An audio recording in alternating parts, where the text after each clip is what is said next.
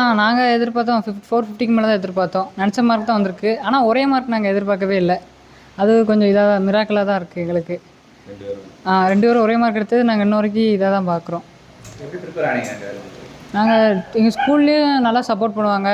வீட்லேயே 2 பக்கமும் நல்லா சப்போர்ட் இருந்தனால எங்களுக்கு படிக்கிறதுக்கெல்லாம் டிஸ்டர்பன்ஸ் இல்லை கிடையாது. ஸ்கூலில் வந்து எல்லா டீச்சர்ஸுமே எங்களுக்கு சப்போர்ட் பண்ணுவாங்க. எங்கள் மேக்ஸ் மிஸ் வந்து எங்களுக்கு 2 பேரும் வந்து என்னைய அதிகமாக எடுத்து வச்சு காட்டுவேன்னு தான் சொல்லுவாங்க.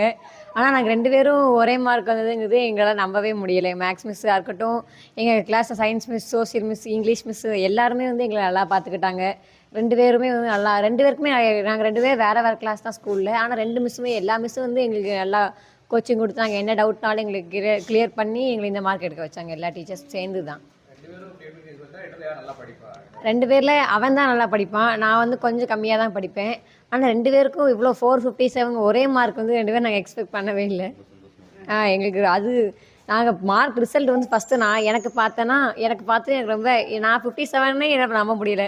பார்த்தா அடுத்து 2 பேருமே ஒரே 457 அது எங்களுக்கு ரொம்ப சந்தோஷமாக இருந்துச்சு. அடுத்து மேக்ஸ் பயாலஜி எடுக்கிறதா இருக்கும். மேக்ஸ் பயாலஜி எடுத்துகிட்டு அடுத்து 12th மார்க் வச்சு எந்த ஃபீல்டுக்கு போகலான்னு சொல்லி அதுக்கப்புறம் தான் அதை டிசைட் பண்ணணும்.